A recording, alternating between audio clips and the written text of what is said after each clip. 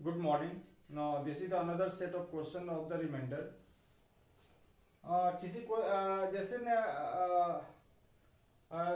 यदि डिवाइडेड यदि 100 हो ना, यदि डिवाइडेड यदि 100 हो या डिवाइडेड यदि 10 हो, तो आप यदि लास्ट टू डिजिट या यूनिट डिजिट का कंसेप्ट लगाइएगा तो you will solve more quickly that questions.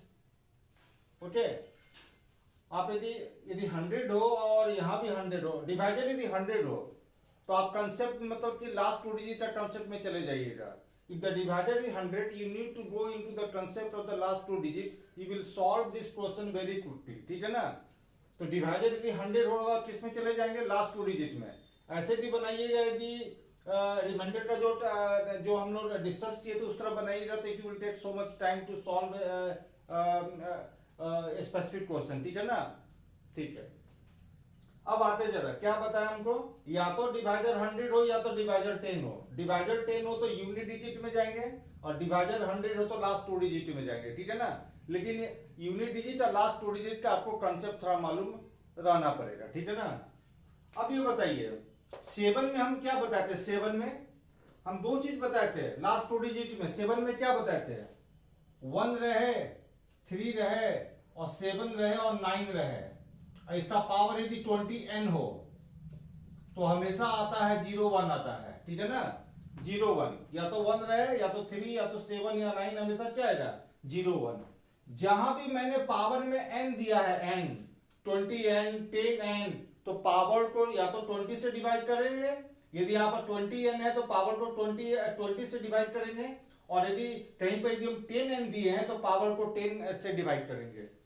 हम आपको ये भी बताए थे सिर्फ यदि 7 हो तो उसको 4n से भी डिवाइड कर सकते हैं, मतलब 4 से भी डिवाइड कर सकते हैं. ये हमेशा 01 होता है. यदि 7 हो, सिर्फ 7, 1 7 नहीं, 2 7 नहीं, सिर्फ 7 हो. ठीक है ना. तो हम पावर को 4 से डिवाइड करेंगे तो लास्ट टू डिजिट 01 आएगा. अब ये बताइए, पहला क्वेश्चन देख के बताइए, ये पावर जो है ना, ये पावर है ना, ये पावर है. इस क्वेश्चन का आंसर देख के आ जाएगा. ये पावर यही है. उसको किससे डिवाइड करेंगे बताइए? पावर को किससे डिवाइड करेंगे? यदि 7 हो तो किससे? 4 से. बताइए ये 4 से डिवाइड हो रहा है या नहीं हो रहा? बिल्कुल हो रहा. 6 बहुत बार लिखा हुआ है, 6 जो है बहुत बार लिखा हुआ, 4 से नहीं कट जाएगा वो. 4 से कटने के लिए 2 कम से कम कितने बार लिखना चाहिए? कम से कम 2 बार लिखना चाहिए. 6 इसमें तो हर 6 में एक 2 है. जैसे 6 को ब्रेक करने कैसे लिखेंगे? 2 into 3. तो ऐसा 6 बहुत बार है ना. तो ये बताइए ये 4n है या नहीं? ये 4 से डिवाइड हो रहा है या नहीं हो रहा? तो ये नंबर यदि 4n हो गया, ये नंबर 4n हो गया, तो 7 का पावर 4n जो भी नंबर होगा लास्ट में क्या आएगा? 01 आएगा. और उसी में क्या माइनस करना है? 1 माइनस करना है ना. तो जरा 1 माइनस किया तो 0 हो गया. 0 हो गया तो यहाँ पर कोई भी डिजिट आएगा. तो किसी नंबर के लास्ट में यदि डबल 0 है तो 100 से डिवाइड होगा या नहीं होगा? और जब 100 से डिवाइड हो तो रिमाइंडर क्या आएगा? 0 आएगा. तो इस मेथड मतलब कि लास्ट टू डिजिट का मेथड, लास्ट टू डिजिट का कंसेप्ट को यूज करके you can solve the question when divisor is 100 and that question come in the category of the remainder very easily. है ना. तो ठीक है. अब जरा यहां पर आते, देखिए कैसे बताइएगा. यदि आप बोलिएगा हमसे आंसर दे रहे तो सीधे हम 19 दे देंगे. तो आप इस आप लोग में से बोल सकते हैं कि सर ये क्वेश्चन आपका है और आप इसका आंसर जानते हैं. मैं किसी भी क्वेश्चन का आंसर मैं नहीं जानता हूं. मैं बस एक ही चीज जानता हूं कि कंसेप्ट पर फोकस कीजिए. कंसेप्ट सॉलिड होना चाहिए, लॉजिक सॉलिड होना चाहिए, आपका आंसर आ जाएगा. तो मैं किसी भी क्वेश्चन का आंसर मैं नहीं जानता हूं. मैं अपना लॉजिक को सॉलिड किया हूं तो आंसर तुरंत दे देता हूं. क्या बताते हैं लास्ट टू डिजिट में? 9 रहे, 10n रहे, 10-10 का गैप पे आगे बढ़ते रहे. 10n ऐसा, 29 10n है ना.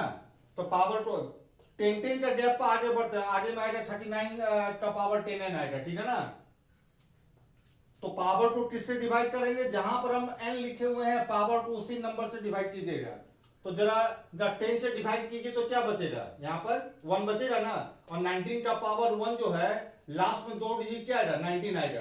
तो हम लोग जानते हैं किसी नंबर को 100 से डिवाइड करते हैं तो लास्ट में जो 2 नंबर रहता है ना, लास्ट में यहाँ पर 2 नंबर क्या है लास्ट में, वही तो आपका रिमाइंडर हो जाता है, ठीक है ना। Okay, thank you. और every concept that we have discussed in 5 to 6 chapter is very important, and in further we will also discuss when you enter the arithmetic, and you will see more than 200 video I am going to download to cover all the arithmetic chapters. I think in arithmetic there are 10 chapters, okay ना। तो हम लोग देखेंगे, एक एक concept को clear कीजिए, questions बहुत इजी से बन जाएगा। Okay, thank you.